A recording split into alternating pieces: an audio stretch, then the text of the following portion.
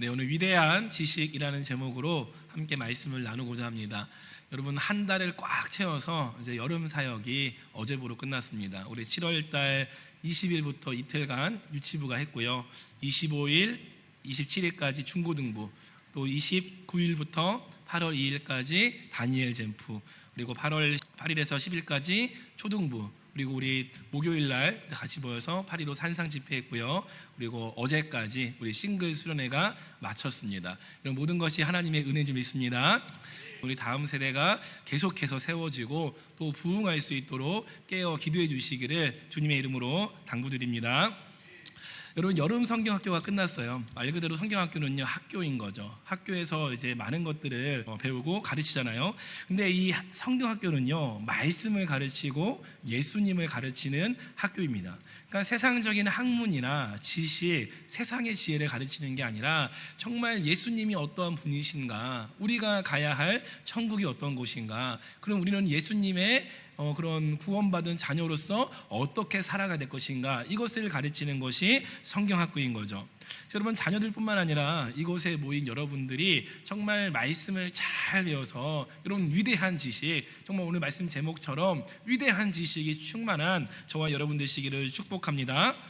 그 밭에 감추인 보화를 발견한 사람에 대한 비유가 있어요. 이 사람은요, 그 보화를 발견하고 내 밭이 아니에요. 그래서 그 밭을 다시 이렇게 묻어놓고 어떻게 합니까? 땅 팔고 집 팔고 뭐도 팔아요? 냉장고도 팔아요. 냉장고 가치가 얼마인지 모르겠지만 요즘에 비싸대요. 요즘에 어제 당장 목사님 말씀 들어보니까 사러 가셨는데 450, 500만 원 막 냉장고 그렇대요. 네, 팔만하죠. 그거 팔아서 뭐 하는 거예요? 그 밭을 기어이 사고 만다라는 거예요.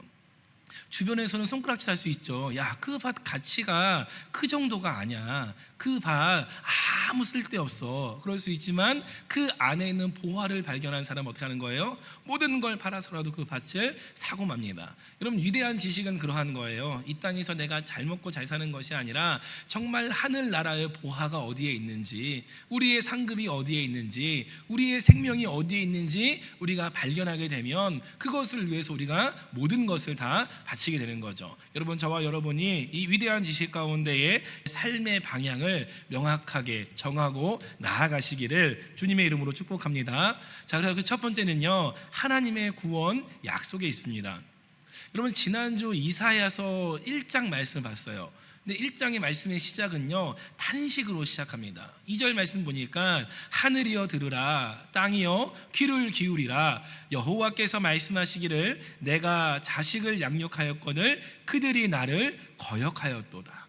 여러분, 탄식으로 시작해요. 마치 부모가 애지중지 정말 귀하게 자녀를 키웠는데 이놈의 자식이 말을 안 들어요. 이놈의 자식이 딴 길로 가요. 자꾸 엄한 것을 하고 자꾸 죽는 길로 가고 망하는 길로 가요. 그때 그 부모가 탄식하듯이 하나님이 탄식하고 있는 거예요. 여러분, 부모가 왜 매를 듭니까? 한번 맞아 죽어봐라 매를 드는 게 아니죠. 매를 드는 이유는요, 잘 되라고 드는 거예요. 야, 이거 맞고 네가 좀 아플지라도 네가 바른 길을 가고 옳은 길을 가고 나름대로 네 한 몫을 하고 살 수 있도록 매를 듭니다. 그래서 여러분, 이사야서 1장에서 39장까지는요 정말 힘써서 심판의 메시지를 선포해요. 야, 너희 그러다가 망한다, 죽는다, 이런 메시지를 선포합니다. 어떤 메시지냐? 너희는 결단코 회복하지 못한다. 너희는 결단코 도망가지 못한다. 너희는 다 망할 거다. 이런 심판의 메시지를 선포하는데 그 중간중간에 뭐가 있냐? 너희가 받는 심판이 너희의 운명이 되지는 않을 거다. 너희는 구원을 받을 거다. 이 메시지가 중간중간에 있어요. 그리고 40장부터는요 아예 대놓고 하나님의 놀라운 구원을요 마음껏 선포하기 시작합니다. 여러분, 하나님이 이사야를 부를 때는요 아직 이스라엘 백성이 망하기 전이에요. 여러분, 이후에 선지자들은요 포로 시기에, 귀한 시기에 막 이렇게 망한 다음에 부르시거든요. 근데 이사야는 아직 나라가 있고 왕이 있고 살만하고 이러할 때에 이사야를 부릅니다. 그러니까 하나님이 이사야를 부를 때에 다른 선지자처럼 야, 너 나를 위해서 네가 선포해야겠어 라고 이렇게 세우는 게 아니라 이렇게 물어보세요. 누가 우리를 위하여 갈고? 하나님이 누가 우리를 위하여 갈고 할 때에 이사야가 말합니다. 제가 여기 있습니다. 나를 보내주시옵소서. 자, 그래서 하나님이 이사야를 그래 네가 간다고 하니까 너 가라 하면서 사명을 주시는데 사명이 독특합니다. 하나님 명령에 따라 가기는 하지만 저들로 하여금 보기는 보아도 보지 못하게 하라. 저들로 하여금 듣기는 들어도 듣지 못하게 해라. 그러니까 희망을, 이러한 소망을 깨닫지 못하게 하고 도망갈 곳이 없도록 만들어라. 이게 이사야에게 주신 사명이에요. 여러분, 선지자를 세웠으면은 어떻게든 구원하시고 회복하시고 돌보아라, 이게 아니라 야 빠져나가지 못하게, 이 심판 가운데에 도망가지 못하게 저들을 붙잡아라. 이게 이사야의 사명이었어요. 여러분, 재밌는 게 이러한 사명을 가진 이사야의 이름은요, 여호와는 구원이시다라는 이름이에요. 야, 너희 심판받을 거야, 너희 망할 거야, 너희 멸망할 거야. 근데 그 이름이 뭐라고요? 여호와는 구원이시다. 여러분, 이미 이스라엘의 죄가 드러났고요, 하나님은 심판하시기로 작정하셨습니다. 그런데 그때 누구를 보내냐? 여호와는 구원이시다라고 이름하는 선지자를 보내요. 그래서 하나님의 뜻을 선포하는 거죠. 그러나 그들은 뭐예요? 들어도 듣지 못하고 보아도 보지 못하는 상태입니다. 여러분, 선지자는요 실패해야 성공입니다. 무슨 말이냐면, 여러분, 심판의 메시지를 선포해서 그곳에 심판이 임하는 게 선지자의 성공이 아니라, 심판의 메시지를 선포했는데 그들이 돌이키고 회개해서 그 심판이 임하지 않는 것이 성공이에요. 여러분, 요나서를 보면요, 하나님이 요나한테 야, 너 니느웨로 가서 그곳에 심판의 메시지를 선포해라. 너희 이렇게 죄가 가득하면 심판받는다고 선포해라. 근데 요나가 니느웨로 가지 않고 다시스로 가는 배를 탑니다. 도망을 쳐요. 왜 도망치냐? 니느웨는 아수르의 수도인데 이 아수르는 이스라엘 백성을 괴롭히는 나라예요. 괴롭히고 못살게 굴고 약탈하고 침략하고 그런 나라가 아수르예요. 여러분, 그런 나라에 너희 망할 거야, 너희 심판받을 거야, 너희 죽을 거야. 그럼 당장 달려가서 해야 되는 거 아니에요? 신날 거 아니야. 야, 드디어 하나님이 저 아수르를, 저 니느웨를 심판하시는구나. 달려가서 야, 너 이제 끝났다 이렇게 선포해야 될 것 같은데 요나가 가지 않아요. 왜 안 가냐? 내가 성공할까 봐. 내가 가서 너희 심판받을 거야, 너희 하나님이 너희 멸망케 할 거야 했을 때에 이들이 회개해서 심판받지 않고 회개해서 돌이키고 하나님이 그들을 구원하실까 봐 요나가 안 가는 거예요. 그냥 이 내용만 듣고 보면은 야, 드디어 내 적국을, 우리의 원수를 하나님이 심판하시네? 신나게 할 것 같은데 안 가는 거예요. 성공할까 봐. 그래서 요나서 4장 2절 그 하반절에 이렇게 말씀합니다. 주께서는 은혜로우시며 자비로우시며 노하기를 더디하시며 인애가 크시사 뜻을 돌이켜 재앙을 내리지 아니하시는 하나님이신 줄을 내가 알았음이니이다. 아멘. 여러분, 이 말씀이요, 하나님 높이는 것 같죠? 영광 돌리는 것 같죠? 지금 요나가 하나님 비꼬는 거예요. 지금 요나가 억지로 왔어요. 물고기가 삼켜가지고 퇴 뱉었는데 니느웨예요. 그래서 어쩔 수 없이 거기서 뭐 하는 거예요? 선포하는 거예요. 그러면 요나가 선포할 때에 열심히 했을까요? 하기 싫어 죽겠는데 열심히 했을까요? 그냥 지나가면서 회개해라, 살든지 죽든지 맘대로 해라, 그러고 다닌 거예요. 그런데 그거 듣고 회개하는 거예요. 니느웨 사람들이 그거 듣고 회개하고 심지어 왕까지, 모든 짐승들도 야, 먹이지 마라, 다 금식해라, 다 회개해라. 그래서 온 나라가 회개합니다.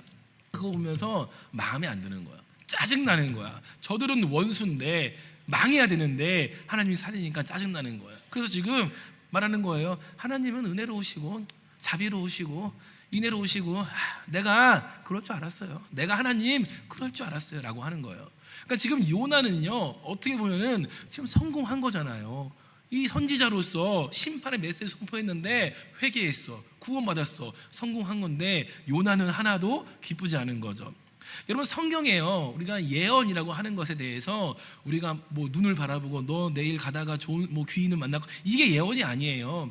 여러분, 성경적인 예언은 뭐냐면은 이 과거에 우리의 조상들이 하나님을 멀리했어요. 하나님께 음란한 죄를 짓고 하나님을 떠나고 하나님을 멀리했어요. 그렇게 했더니 심판받고 벌받고 이 침략받고 노예되고 포로되고 끌려가고 이것을 바라보면서 야, 지금 너희의 삶이 그때와 똑같지 않냐? 너희 지금 음란하다. 너희 지금 하나님을 떠났다. 너희 지금 죄를 짓고 있다. 너희 돌이키지 않으면 과거의 너희 조상들처럼 너희도 심판받을 거야. 이게 여러분 예언의 메시지예요. 다른 게 예언이 아니라 과거를 보고 우리의 현재를 살펴서 우리의 미래를 바꾸는 것이 예언입니다. 여러분, 이 시간 말씀을 통해서 여러분 예언이 선포됩니다. 여러분, 제가 예언할게요. 잘 들어보세요. 하나님을 멀리하고 죄를 짓고 육신의 정욕대로 살며 하나님을 기억하지 않으면 여러분은 심판받습니다. 천국을 소유하지 못하고 구원받지 못합니다. 하나님의 자녀가 될 수 없습니다. 그러므로 지금 당장 회개하고 예수 그리스도를 영접해서 하나님의 자녀가 되어져야 여러분 구원받습니다. 회개하라, 천국이 가까이 왔느니라. 여러분, 지금 이 시간 예언의 말씀이 선포된 거예요. 그런데 여러분, 심판과 구원은요 함께 있습니다. 이 시간 심판과 구원이 함께 있어요. 그럼 내가 무엇을 택하느냐는요 여러분 달려있는 거예요. 내가 이 예언의 말씀 가운데에 내가 지금 하나님 멀리 떠났구나, 내가 하나님 중심으로 살지 못하고 있구나, 내 안에 내주하시는 성령이 안 계시구나, 정신 차려야겠다, 내가 기도해야겠다, 내가 회개해야겠다, 이렇게 돌이키면요 구원의 길로 가는 거예요. 그런데 돌이키지 않고 어쩌라고, 난 지금이 좋은데, 지금 내가 바쁜데, 내 삶이 중요한데, 내가 지금 필요한 게 있는데, 내 삶의 유익과 만족이 난 더 중요한데, 그럼 뭐예요? 심판의 길을 택하는 거죠. 여러분, 자녀들을 혼낼 때에 우리가 매를 들어요. 그리고 이야기를 합니다. 너 한 번만 더 이렇게 하면은 너 그때는 내가 너 홀딱 벗겨 쫓아낼 거야. 그럼 목적이 뭐예요? 이놈의 자식을 홀딱 벗겨서 쫓아내는 게 목적인가요? 아니죠. 다시는 그러한 일을 하지 말라는 겁니다. 저희 아이들이 막 어마어마하게 막 집을 막 엉망으로 해요. 누구를 콕지 말할 수도 없고 다 여기 있어가지고. 그렇지만 제가 이야기를 했어요. 한 번만 더 이러면은 저희 아내가 너희 결혼식 할 때에 틀어버릴 거다. 영상을 찍어놨어요. 그 방꼬라지를. 그래서 결혼할 때에 틀 거다. 그리고 신부한테 이야기해야죠. 미안하지만 반품은 안 된다. 네가 알아서 고쳐 쓰든지 알아서 해라. 여러분, 우리가 자녀들한테 협박 아닌 협박을 해요. 근데 그 협박은 뭐예요? 다시는 그러지 마라, 그런 행동을 하지 마라, 돌이켜라, 이러한 협박인 거지. 야, 정말 너 창피함을 주고 너 망하게 하고 너 이렇게 쫓아내고, 그게 목적이 아니라는 거죠. 여러분, 하나님은요 이사야를 보내면서 이 심판의 메시지를 선포하지만 그 이름 가운데 분명히 말씀하신 거예요. 심판의 메시지는 말하고 있지만 이 이사야의 이름 뭐라고요? 여호와는 구원이시다. 여러분, 예수님이 이 땅에 오셨어요. 이 죄 가운데 있고 하나님을 떠나고 지금 망하고 죽어버린 사람들한테 예수님이 오셨어요. 근데 예수님의 이름의 뜻이 뭐냐? 백성을 죄에서 구원할 자. 할렐루야. 근데 여러분, 예수님의 모습은 어땠어요? 우리가 이 육신의 눈으로 보기에는 자신의 몸도 구원하지 못해서 십자가에 달려버린 것 같은 모습이에요. 근데 그 이름의 뜻이 뭐라고요? 백성을 죄에서 구원할 자입니다. 여러분, 예수님은 반드시 우리를 구원하십니다. 이미 구원을 하셨습니다. 그래서 그 이름 가운데에 선포하시는 거예요. 회개하라, 천국이 가까이 왔느니라. 여러분, 심판과 구원 무엇을 택할 것인가? 여러분, 들어도 듣지 못하고 보아도 보지 못하는 자가 되지 않기를 주님의 이름으로 축복합니다. 자, 두 번째는요, 하나님의 아들 예수입니다. 여러분, 예수님을 얼마나 아십니까? 여러분, 성경이 우리 목요일날 우리 성경에 대해서 이렇게 쭉 이제 훑어주셨거든요. 성경 구약이 몇 권이에요? 목요일날 오셨어야지. 구약은 39권이에요. 그러면 자, 우리 구구단 해볼게요. 39, 신약은 27권입니다. 그렇게 해서 66권이 성경인데, 이 구약의 말씀은 뭘 얘기하냐? 메시아가 올 거다, 오실 예수님, 그 예수님에 대해서 구약은 계속 얘기하는 거예요. 그러니까 성경을 읽을 때에 구약을 보면서 야, 이 역사 이야기 재밌다가 아니라, 야, 여기서 예수님에 대한 그 그림자가 나타나 있네. 여기서 예수님의 성품을 보여주고 있네. 이것을 보여주는 거예요. 그럼 신약에 가서 뭐냐? 오신 예수님, 그 구약에서 예언한 그분이 오셨다, 그 예수님이 어떻게 행하신다, 이것을 보여주는 거죠.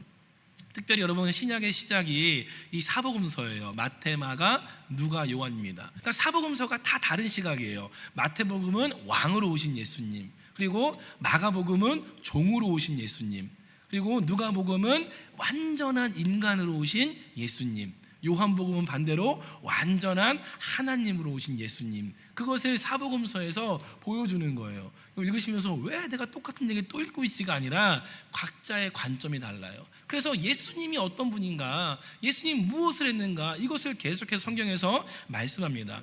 오늘 본문에서요, 그 예수 그리스도에 대해서 예표를 보여줘요. 그분이 어떠한 분이신가, 그분이 다스릴 나라가 어떤 나라인가 보여줍니다. 우리 11장 6절에서 8절까지 함께 봅니다.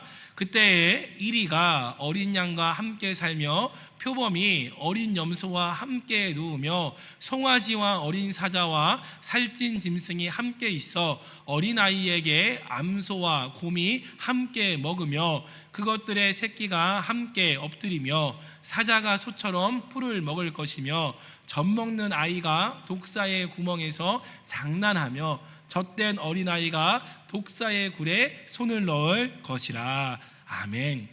여러분, 제가 이 말씀을 읽으면서요, 소망이 생겼어요. 집에서 저렇게 매일매일 싸우는 우리 아이들이 천국 가면은 싸우지 않겠구나, 다투지 않겠구나. 하루가 조용할 날이 없어요. 매일매일 큰 소리, 자기 전에 큰 소리, 눈 뜨면 큰 소리, 밥 먹으면서 큰 소리, 매일매일 싸워요. 천국 가면 안 싸울 줄 믿습니다. 할렐루야. 그 소망 가운데 키우시길 바래요. 근데 여러분, 이 말씀이 이 동물들이 육식 동물이나 초식 동물이나 함께 잘 어울려 사는 그런 나라, 이것만을 말하는 게 아니라, 여러분 지금 아수르를 통해서 이스라엘의 심판을 이야기하거든요. 이 말씀은 뭐냐면은 예수가 다스릴 나라가 되면은 더 이상 강대국, 약소국 그런 거 없이 하나가 되어서 하나님이 다스리는 나라가 된다라는 거예요. 여러분, 지금은 전쟁의 소식이 있기는 하지만 이렇게 우리한테 피부에 와닿는 소식은 아니에요. 근데 우리나라도 전쟁이 굉장히 많았던 나라죠. 지금처럼 평화로운 시기가 없었다고 해요. 자, 뭐 하루가 멀다고 전쟁이 평온인데, 여러분 그 전쟁 가운데에 매일매일 떨 거 아니에요. 매일매일 또 전쟁 나지 않을까, 조금이라도 징조가 보이면은 끌려가지 않을까. 여러분, 남자분들 군대 한번 갔다 왔으면 됐지, 전쟁 나서 또 끌려가면 얼마나 슬프겠어요. 근데 여러분, 전쟁 가운데에 여러분 매일 싸우고 침략당하고 죽고 이러한 나라가 아니라, 예수 그리스도가 다스릴 나라는 약육강식이 아니라 평화와 평강과 은혜가 넘치는 나라가 된다는 겁니다. 왜 그게 가능하냐? 예수님이 이러한 분이라는 거예요. 우리 2절부터 보니까 그는 지혜와 총명이 있고 모략과 재능이 있고 지식과 여호와를 경외하는 영이시다. 3절에 보니까 그는 여호와를 경외하고 4절에 공의로 심판하고 정직으로 판단한다. 5절을 보니까 공의로 그의 허리띠를 삼고 성실로 그의 몸에 띠를 띠었다. 예수님이 그런 분이라는 거예요. 우리의 왕이 되실 주님이 공의와 성실과 또한 뭐예요? 지혜와 총명과 여호와를 경외하고 정직으로 판단하시는 그러한 분이 왕이 되기 때문에 그곳에는 더 이상 다툼도 없고 슬픔도 없고 죽음도 없는 그런 나라가 되어진다는 거죠. 자, 이러한 주님이 행하신 일에 대해서 로마서에서 말씀합니다. 우리 로마서 5장 5절부터 함께 볼게요. 소망이 우리를 부끄럽게 하지 아니함은 우리에게 주신 성령으로 말미암아 하나님의 사랑이 우리 마음에 부은 바 됨이니, 우리가 아직 연약할 때에 기약대로 그리스도께서 경건하지 않은 자를 위하여 죽으셨도다. 의인을 위하여 죽은 자가 쉽지 않고 선인을 위하여 용감히 죽는 자가 혹 있거니와, 우리가 아직 죄인 되었을 때에 그리스도께서 우리를 위하여 죽으심으로 하나님께서 우리에 대한 자기의 사랑을 확증하셨느니라. 아멘. 여러분, 예수님이 언제부터 우리를 사랑하셨습니까? 우리가 아직 연약할 때에, 우리가 아직 죄인 되었을 때에. 여러분, 우리가 그런데 매일매일 살면서 여러분 죄 때문에 넘어질 때가 있어요. 내가 또 죄를 지었어, 내가 또 죄를 짓고 내가 또 실수하고 실패하고, 그럼 뭐라 생각하냐? 나는 사랑받을 자격이 없다고 생각을 합니다. 근데 분명히 말씀하시는 거예요. 그게 무슨 말이냐? 나는 네가 죄인이었을 때에도 너를 사랑했다. 네가 연약할 때에도 부족할 때에도 너를 사랑했다. 여러분, 우리가 새벽에 지금 시편 말씀 보고 있는데, 이 시편의 절반 이상을 다윗이 기록했어요. 여러분, 다윗이 왕이잖아요. 근데 왕인데 시편을 기록하면서 내 위에 계신 왕이 있다는 것을요 명확하게 고백을 합니다. 여러분, 이게 다윗이 사랑받은 이유예요. 여러분, 다윗의 삶을 보면요 별반 다르지 않아요. 죄를 지어요. 왜? 이 남의 자기 부하의 아내를 취해서 그 남편을 죽여버리고 그 아내를 취하기도 해요. 여러분, 그거 하나만 놓고 봐도 몹쓸놈 아닙니까? 죽어 마땅한 인물 아니에요? 근데 하나님이 다윗은 내 마음에 합한 자래요. 내 마음에 합한 자. 왜 그러냐? 다윗은 왕이었지만 내 위에 왕이 계신 것을 인정했다는 거예요.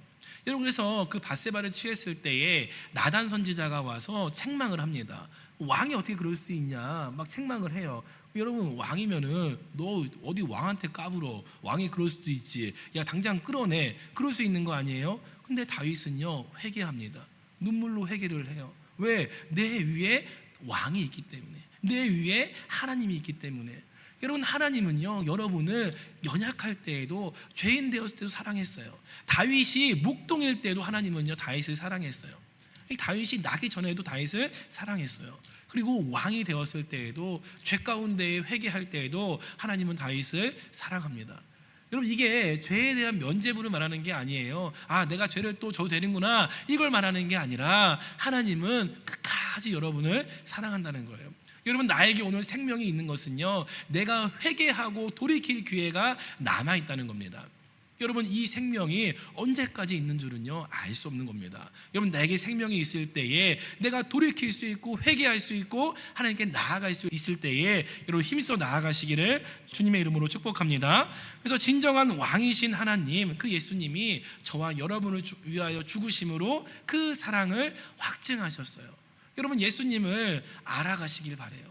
예수님을 더욱더 아시길 바라요. 그냥 단순하게 날 위해 죽으신 예수님이 아니라, 아, 예수님의 성품, 그분이 다스릴 나라, 그분이 우리를 위하여 행하신 일, 이러한 것들을 열심히 알아가시길 바랍니다. 그럼 말씀을 정리하겠습니다. 여러분은 하나님을 얼마나 아십니까? 여러분은 예수님을 얼마나 알고, 그리고 성령님을 얼마나 아십니까? 여러분이 가야 될 하늘나라, 그 천국을 얼마나 알고 있습니까?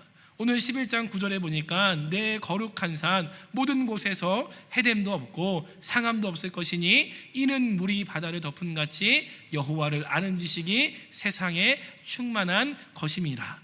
여러분, 내 거룩한 산은요 하나님의 나라를 말합니다. 그것은 뭐가 없어요? 해됨도 없고 상함도 없고, 아까 말한 대로 어린 양과 이리가 뛰놀고 늑대와 염소가 뛰놀고 이 사자와 이 어린이가 독사굴에 손을 넣는 그러한 나라라는 거예요.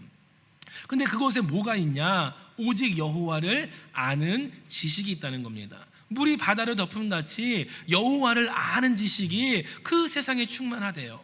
여러분, 여호와를 아는 자가 가는 곳이 하나님의 나라입니다. 여러분, 하나님을 내가 알 때에 가는 곳이 그 나라라는 거예요. 그런데 이 여호와를 아는 지식은요 머리로 아는 지식을 말하지 않습니다. 히브리어 원어를 따라가 보면요 친밀한 관계 가운데에 얻어지는 체험적인 지식을 말합니다. 여러분, 부부 사이에 우리가 이 머리의 지식으로 부부를 알지 않잖아요. 좀 부부는 은밀한 것까지도 서로가 알아요. 왜? 체험적으로 아는 거죠. 여러분, 자녀들 어린 시절 기억하지 않습니까? 자녀들은 기억하지 못하지만 그 부모는 그 아이의 갓난아이 시절도 다 기억하는 거예요. 왜? 내가 체험했으니까. 그때 내가 기저귀를 갈아줬고, 내가 그때 젖을 먹였고, 씻겨줬고, 재웠고, 그 체험적인 게 남아있는 거예요. 여러분, 그거 있으니까 이제 훌쩍 커가지고 이제 좀 아니면 좀 징그럽기도 하고 그래도 키우는 거 아니에요? 왜? 내가 체험적인 그 사랑과 지식이 내 안에 있으니까. 여러분, 우리가 하나님과의 이러한 인격적인 만남, 친밀한 교제 가운데에 알아가야 합니다. 여러분, 예수님과의 인격적인 만남이 있으셔야 돼요. 성령님과의 그 교제가 반드시 여러분 삶 가운데 있어야 합니다. 왜? 내가 체험적으로 하나님을 알고 예수님을 알고 성령님과 동행하는 것이 천국에 가는 길이라는 거예요. 하나님의 나라는 그러한 자들로 채워진 곳입니다. 내가 예수님이 어떤 분인지 알기 때문에 그분의 다스림에 우리가 순종할 수 있는 거예요. 그분의 다스림에 우리가 복종할 수 있는 거예요. 그래서 그 나라가 이루어집니다. 여러분, 하나님을 아십니까? 예수 그리스도와 인격적인 만남이 있으십니까? 여러분 예수님과 인격적인 만남 가운데에 여러분 체험적인 지식이 여러분 가는 곳, 그 지식이 이끄는 곳, 그 하늘나라를 소망하시기를 축복합니다. 마지막 말씀인데요, 호세아서 이런 말씀이 있습니다. 내 백성이 지식이 없으므로 망하는도다.